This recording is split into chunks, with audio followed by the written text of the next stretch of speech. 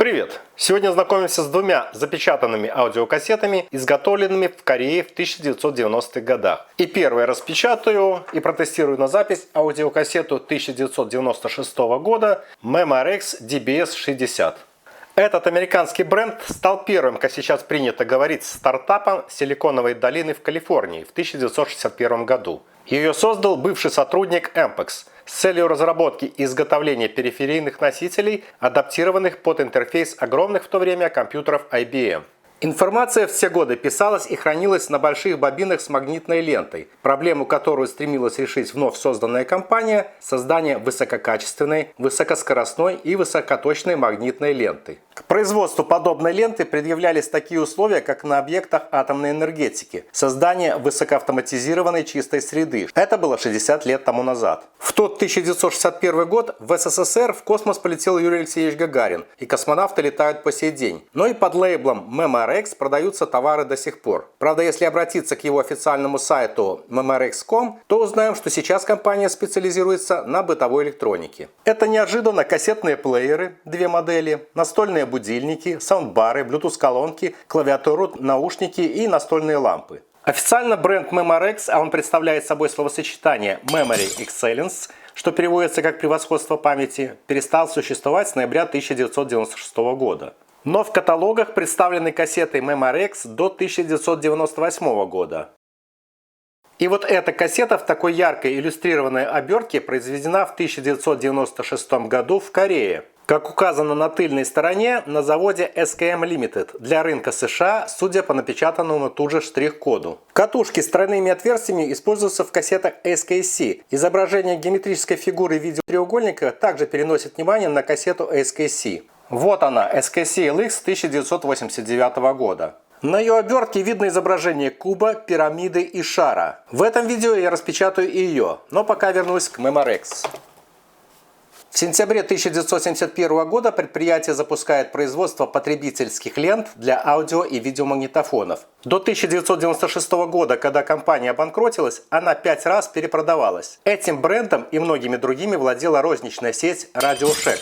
О ней в недавнем видео упоминал Евгений Омский на своем YouTube-канале. Автор доступно и интересно знакомит со многими моделями аудиокассет, звукозаписывающей и усилительной аппаратуры. Большое разнообразие кассет я встречал и у других авторов, но подписчиком являюсь именно этого канала, другие меня не заинтересовали. Ссылка будет в описании под этим видео и на экране. Рекомендую подписаться, а я продолжаю. В ноябре 1993 года бренд был продан в Гонконг. Практически сразу, с 1985 года, когда появились серии кассет с лентами DB и DBS, их производили в Корее для рынков Америки и Европы. И, возможно, что-то в конце кассетной эпохи делали в Китае, но это не точно. Данная такая яркая модель нравилась девчонкам, использовалась для записи музыкальных сборников и проигрываний в бумбоксах. Она покоряла рынок дешевой, доступной ценой. Вскрываю.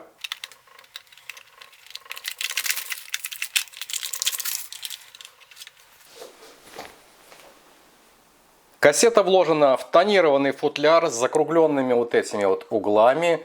Давайте ее вскроем. Опа, а это битый футляр. Я думаю, почему нет щелчка. Ну, петли тут немножко смещены от центра, поэтому он такой оригинальный, в общем-то сказать, футляр. Кассета. Наклейки на желтой бумажке и вкладыш. Вкладыш чистый, без разворота. С внешней стороны вкладыша указаны гарантийные обязательства. И на 1996 год компания Memorex – это продукция компании Memtech. И здесь указано, что с гарантийными причинами обращаться именно в компанию Memtech Products в Америке. Правда, изготовлена данная кассета в Южной Корее. Дизайн этой кассеты 1996 года перекликается с моделью DBS 1988 года, которая изготавливалась для рынков США и Британии. Корпус в кассете тонированный, разборный на серебристых винтах, а рисунок нанесен именно на прозрачных антифрикционных прокладках, не на корпусе. Катушки в ней желтые с такими тройными отверстиями. Это фирменные катушки кассет SKC. И корпус этой кассеты имеет такую же фактуру с такими рифлеными углами, как и у кассеты SKC-LX. Хотел бы я, чтобы к качеству этой ленты предъявлялись такие же повышенные требования, как и к той, что использовалась в периферийных устройствах памяти для компьютеров IBM. Здесь молочный ракорд с косыми красными сдвоенными полосками. И он очень короткий, кстати. Черная склейка. Данная лента первого типа ярко-коричневого цвета обеспечивает реалистичное воспроизведение таких жанров музыки, как рок, поп, джаз и кантри. Это было указано на целлофановой обертке. Неожиданно, что в середине 1990-х лента такая же рыжая, как у кассет 1980-х. По сути, это улучшенная лента DB первого типа. С 1987 года она находилась в начале линейки, уступая модели MRX-1 на американском рынке и MRX-1S на европейском. А в 1996 году линейка первого типа, собственно, и состояла только из моделей DB и DBS. Восстановил я с помощью клея B7000 эту коробку, вот так она выглядит.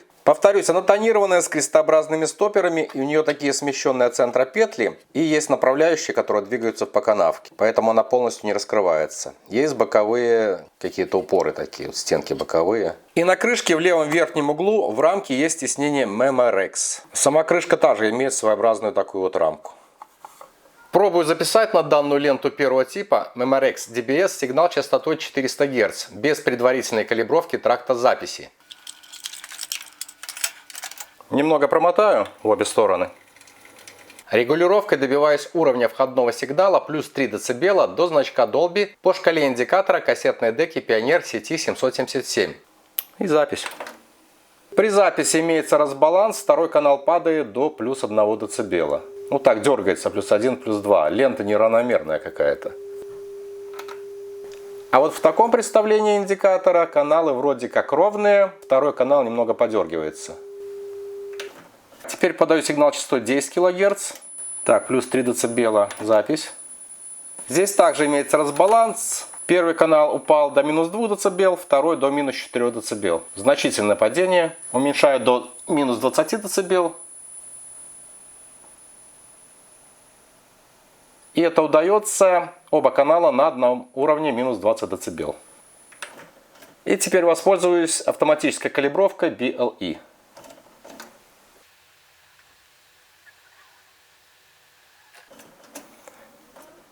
На стороне А калибровка без ошибок.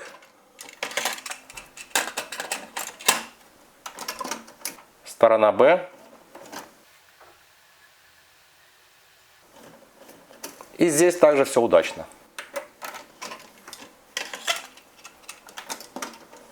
И я перехожу к другому герою этого видеоролика. Еще один продукт этого же корейского предприятия, кассета SKC LX90. Выпущен на европейский рынок в 1990 году. Имеет обертку черного цвета с большим окном на тыльной стороне и изображением 3 геометрических фигур с лицевой стороны. Я вот точно помню, что в моей далекой юности я держал подобную кассету в руках, но у меня она не сохранилась. Поэтому, когда появилась возможность, я ее приобрел долларов за 5-6 американских. Предприятие, производившее эти кассеты, компания из Сеула, указана на вкладыше. Sunkyun Magnetic, сокращенно SKM Limited, с конца 1980-х становится оригинальным производителем аудиокассет под брендами Memorex, Scotch, Deo, SKC и SMAT и прочих менее известных типа Casplan, Nina, Skytech.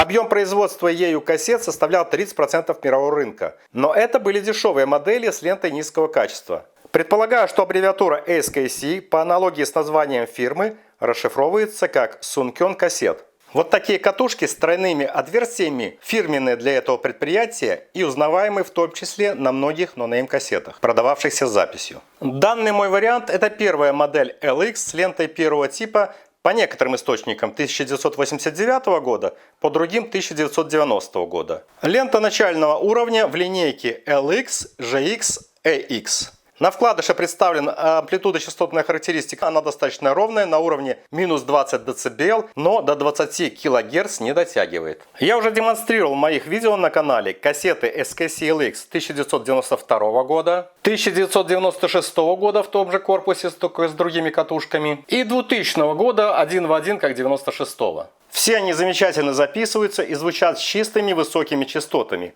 но ленты у них шумные. Ну а теперь самое раннее 1990 года. Вскрываю SKC LX90.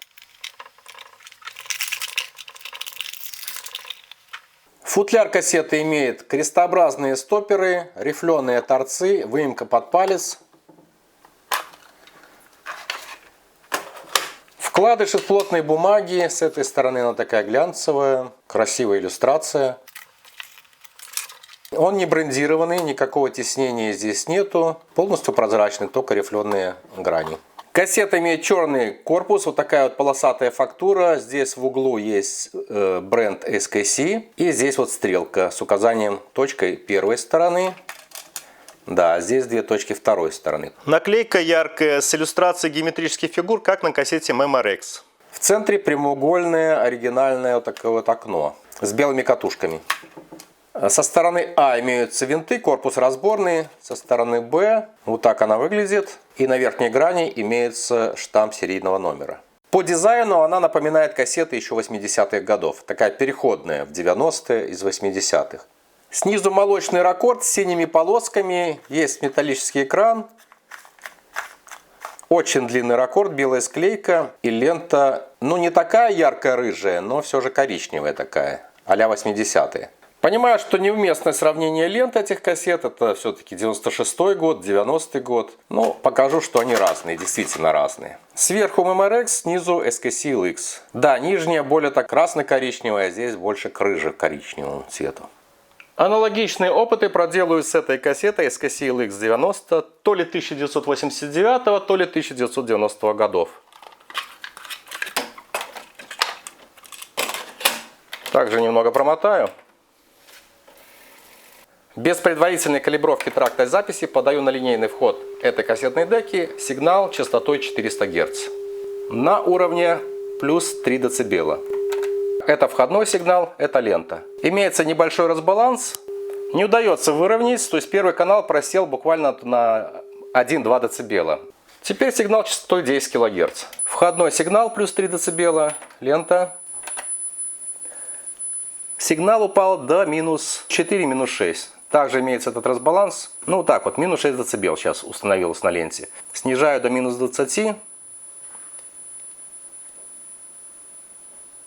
Да, это возможно, разбаланса нет, минус 20 дБ оба канала.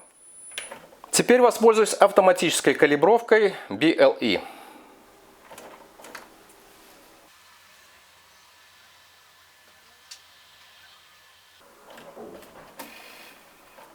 Так, все удалось, но памятуя о предыдущем опыте, откалибрую я и вторую сторону этой кассеты.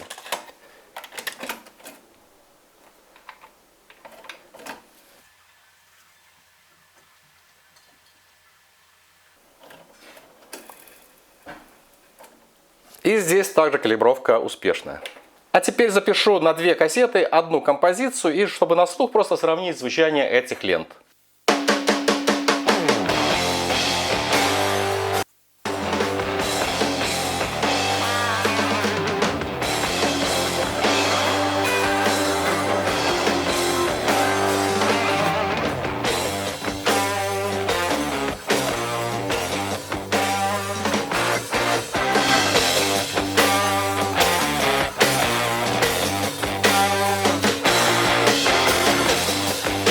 I can't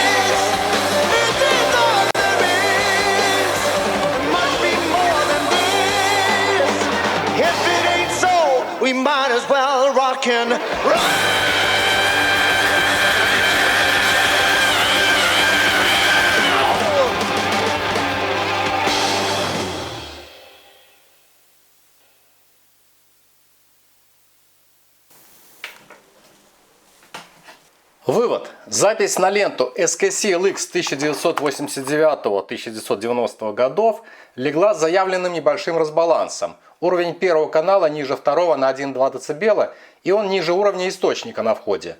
Пропали верхние частоты. Автоматическая калибровка не справилась ни с настройкой уровня, ни с настройкой BIOS. Запись на ленте MMRX DBS 1996 года звучит ярче и громче, при этом уровень первого канала даже выше, чем на источнике. Опять же вопрос калибровки. Разбаланс между каналами серьезный, и явно слышно, что ее тянет. Или же она зажимается в корпусе, что скорее всего, потому что катушки в ней сильно вибрируют при перемотке. И в один момент кассета даже скрипела. Или лента зажимается между магнитной головкой и подушкой. Ну тогда вопрос уже к ленте. Пришлось разобрать эту кассету. Как я и говорил, раскрашена только антифрикционная прокладка, а сам корпус прозрачный, без рисунка. Ну, протру спиртом элементы кассеты, может что-то поможет. По уровню шума на слух они одинаковые. Вот такой неприятный результат. Обе эти корейские кассеты негодны для качественной записи. Жалею, что потратил на них деньги. Спасибо за уделенное время, буду благодарен новым подписчикам. Все ссылки в описании. До новых встреч на канале. Пока.